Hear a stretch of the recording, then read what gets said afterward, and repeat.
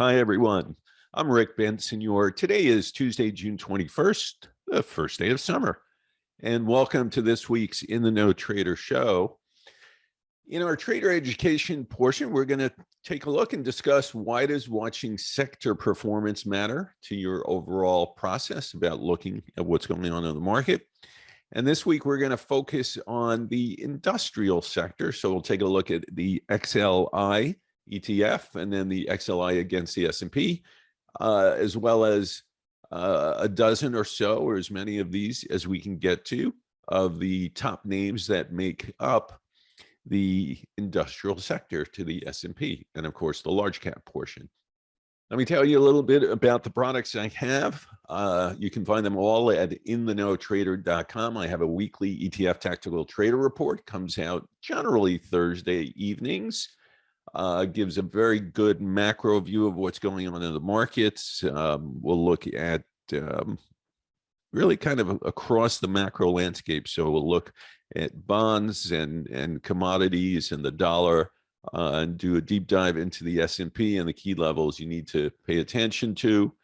I'll give you a brand new ETF trading idea each week, as well as walk you through every open trade we have until it gets closed out.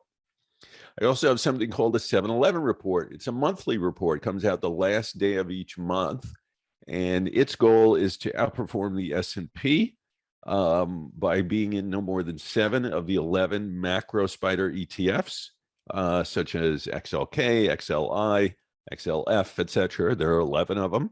So we are in no less than 5 or more than 7 at any given time with the goal of outperforming the S&P.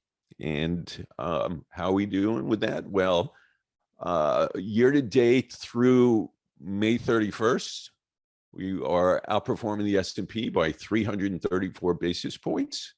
In our fiscal year that starts every August 1st, we're outperforming by just about 4.4%. And since we started in August of 2020, we are outperforming the S&P by 7%.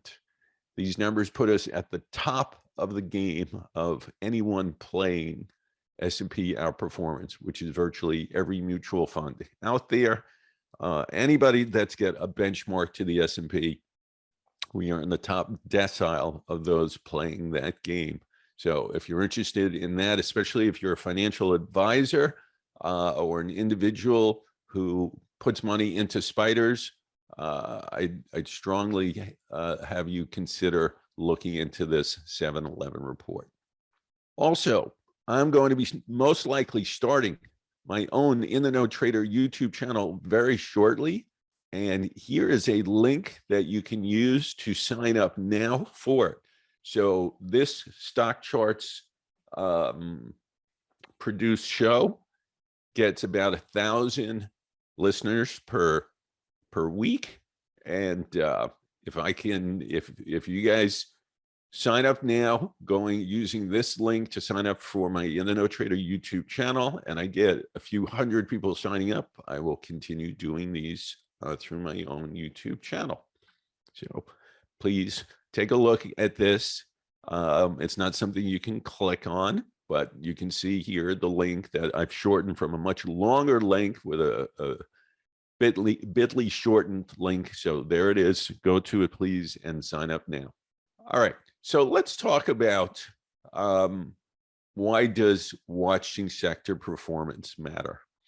And it matters for several reasons.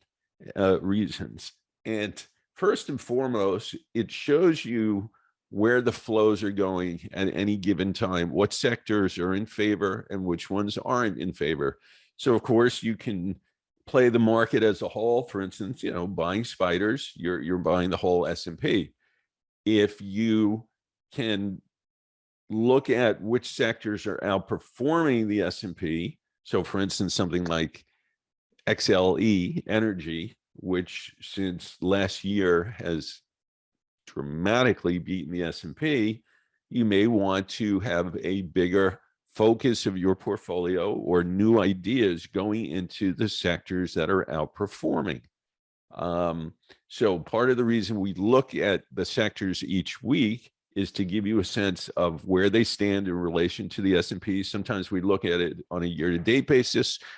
Sometimes we look at a month-to-date basis.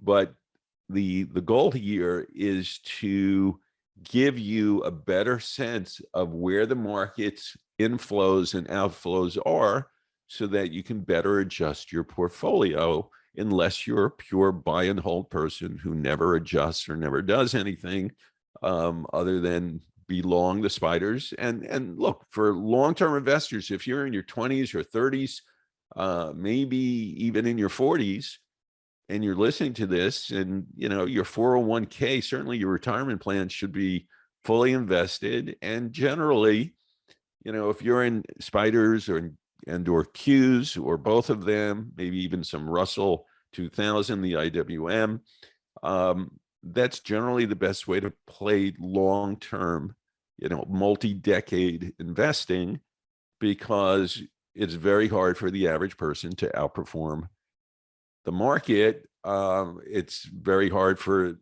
most people who are in the industry to outperform the market. So, statistically, 6 out of 7 portfolio managers can't beat the S&P over time. So being in spiders, Qs, any of the passive indexes are a good way to invest for the long haul. But if you're a little more tactical and are willing to play some of the cyclical moves that occur in the sub indices, these 11 sectors, then by focusing on those with some regularity, you're going to get a better sense of where you want to put your money at any given time, as well as which sectors you want to avoid. So let me jump forward here. And here is, for instance, the sector performance for the month of June. All right, so this is just month to date. And on the far left side, we see that the S&P is down a little over 11% on the month. Obviously, one of the worst months the market has seen in a heck of a long time. And you can see that energy is the worst performing sector this particular month, down 15.7%.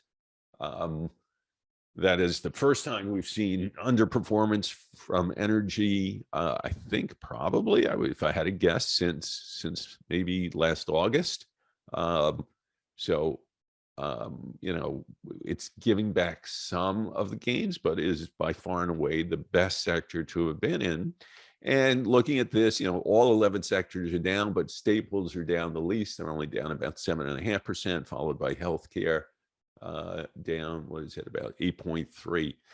What's interesting to me, and again, part of the reason we look at sector performance, is when I look at this particular month, it's different than most months we've seen this year, because you've got the most amount of sectors close to what the actual S&P is doing than we've seen in a long time. So, the outliers are energy, staples, healthcare, but even materials, utilities, and financials, which are doing worse than the S&P, they're not so far off from what the S&P is doing. And if you look on the left-hand side and you look at consumer discretionary, communication services, technology, and industrials, they're pretty in line with the S&P too. This month probably has the least disparity that we've seen in a long time, which means this is a month that is going to be fairly difficult to outperform the market. And that's also interesting for you to know, as we're now 2/3 of the way through the month, because you're not seeing that big disparity. And other than really energy standing out as the one sector that got decimated this month, and that is, by the way, something we anticipated in the 7-Eleven report, we'd lowered energy exposure by 30% on the first of this month. So I saw this coming. And that's also, again, one of the reasons you might want to subscribe to that, is because we are frequently anticipating very well the moves in the sectors, and that's why we're outperforming the way we are. But looking at this, you'd think for the last 10 days of the month or so, you're going to have a hard time really figuring out where to be sector-wise because they're so close. The performance is so close to what the S&P is doing itself. So, you know, this is a core part of your analysis. Should be looking at sector performance both month to date and year to date on a fairly consistent basis in order to understand where the flows are going and where, you know, hot money is going into, as well as where money is coming out of, so that you can align yourselves better with what institutions are doing. Okay, let's take a look at some charts. And here, let's start with, actually, let me bring us to XLI. So here is the industrial sector. Most important thing here is the lagging line trying to cling right onto the bottom of the cloud. Any further weakness would suggest that the sector is going to see potentially as much as 10% more downside before we get down to 77 and change, which would be the next level from the propulsion exhaustion level. Overhead resistance going forward is going to be the bottom of the cloud. A few months down from now, the one thing that this sector has going for it that some of the other ones don't, and the S&P doesn't, is just how narrow the cloud gets as we go across the fall into winter, because when it is that narrow, it's much easier to pass through than when it's nice and thick. So we at least know going forward where potential resistance is. And if I were to just draw a horizontal line across where most of the key lows were, we see that a few weeks ago, the high came to just about where we broke down from. So we know there's going to be resistance there up to 98.60 or so. 98.60 becomes the key level going forward. You would have to hurdle through that on multiple Friday closes to take this out of bearish mode.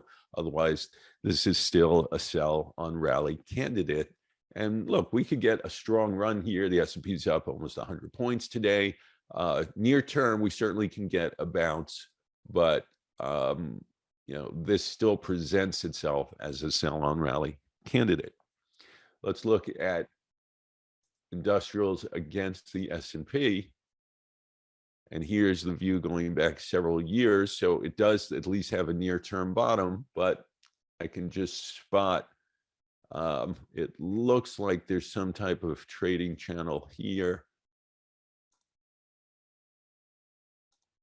And you can see, you know, again, a week or two ago, we got up to it and we pulled back. You've got to get above that to then potentially go and test what looks like was a prior trading channel. So you know, you have the room on, if this breaks out, it has some room to go before it would start hitting resistance again. But for the time being, this is essentially 1, 2, 3, 4 times up that this has tried to rally and hasn't been able to break through. So this is not one of the sectors that we actually have in the 7-Eleven report just because of this alone.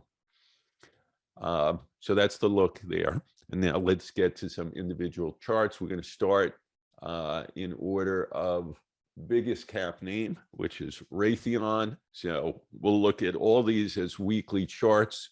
Raytheon has gotten to a 9 out of towards a 13. So that's last week. So here's the good. There's good and bad here. The good is that last week perfected the setup 9 count.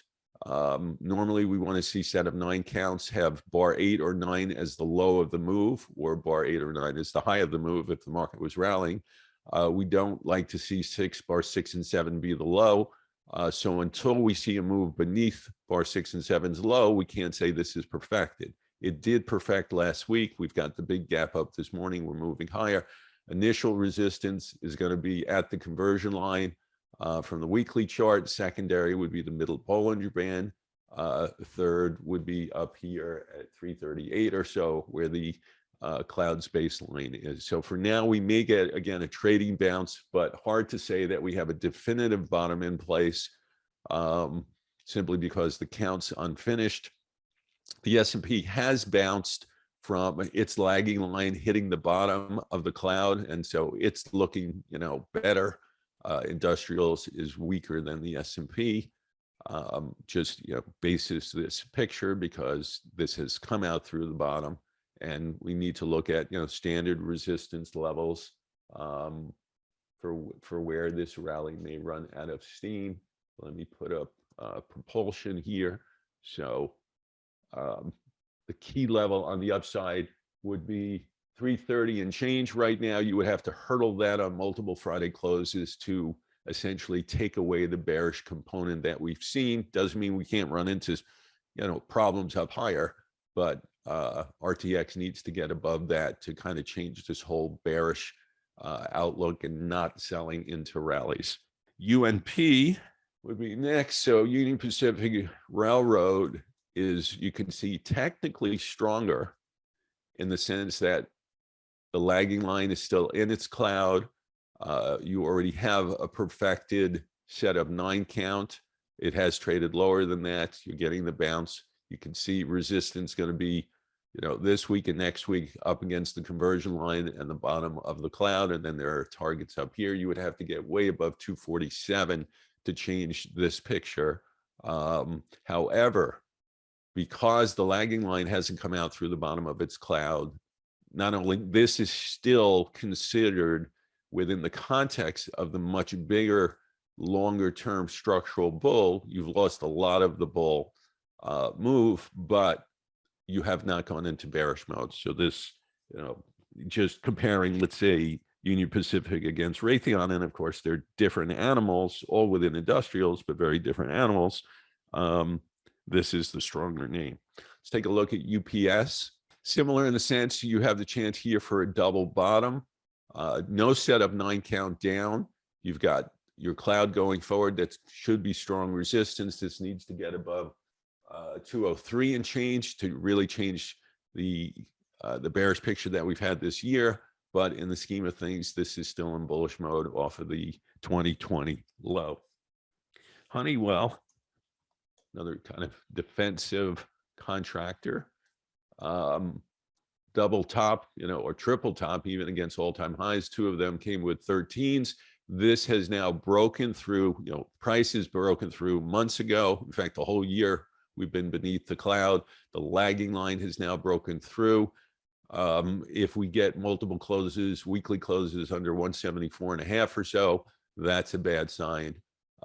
So trading bounce up here, look for resistance, I'd say right here between the middle Bollinger Band and the conversion line would be your first level resistance. This one's, in more trouble than some of the other names we looked at. Caterpillar, this is something we've rarely seen. This actually has a 13 for a downside exhaustion signal. Got a real nice bounce all the way up to the top of its weekly Bollinger Band. Has come back down. You want to see this kind of hold above 188-ish. Multiple closes underneath that would suggest lower prices.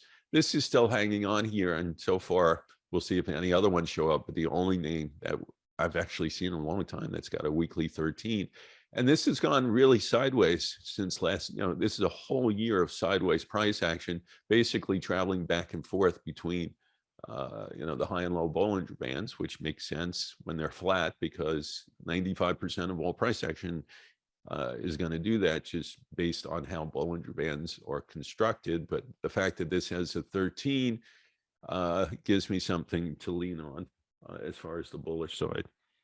Lockheed Martin, another defense contractor, very different looking chart. So here is what used to be, hold on, that's not the line I want to draw.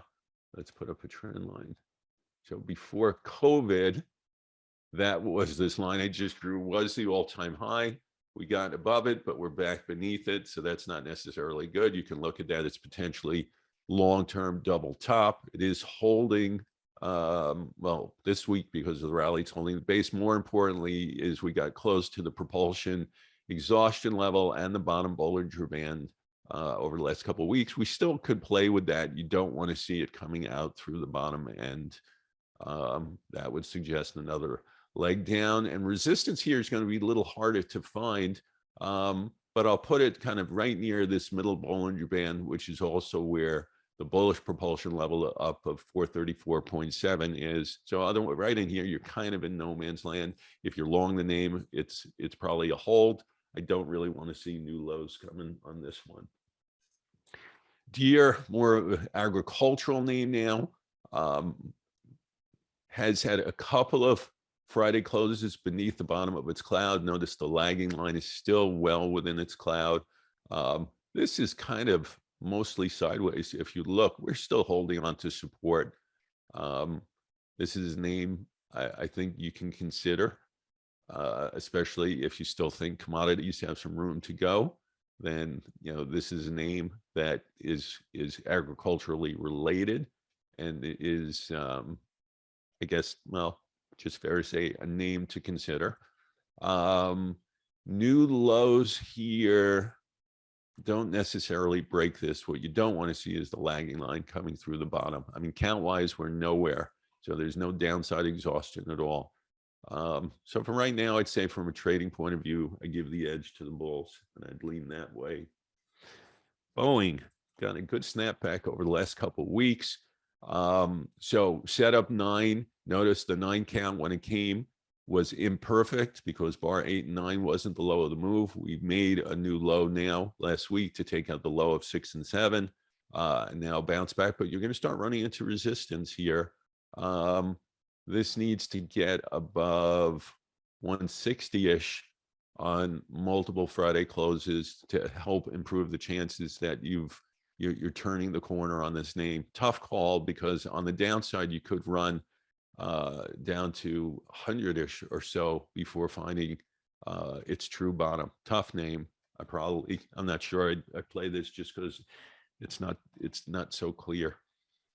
3M, one of the weaker names, trading beneath its propulsion exhaustion level. Nothing count-wise here.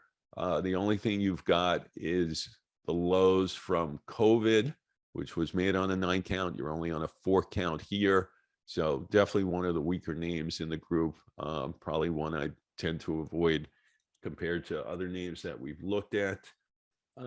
GE, also on a 4 count, nothing here with exhaustion. Triple top against the highs, the last one coming with an exhaustive 13 signal. The move into the cloud, through the cloud, the lagging line through the cloud, nothing good here. Downside targets are all the way close to $50. Don't know if it's going there, but it's just not a name that looks particularly appealing at all. And it's also a name that you'll see is barely above Friday's close with the market up 100. So this is really not partaking at all in today's rally. And my guess is GE against the market is not doing particularly well, and it's certainly not doing well against industrial. So not a name I have any interest in. Northrop Grummond, this is definitely one of the best charts we've seen. It's gone nowhere for months, but it's still near all-time highs, and it's much better. It's well above its cloud. It's holding its middle Bollinger Band. This is one of the premier names that we've looked at today. Look for support if it pulls back near 430. Resistance now at about 474 or so. So if this Friday closes above 455, and then next week we make a higher high than this week and we close up on the week, that would confirm this propulsion bullish signal and target that 474 level. So definitely the best name we've seen in the group so far is Northrup. Let's go back to a railroad.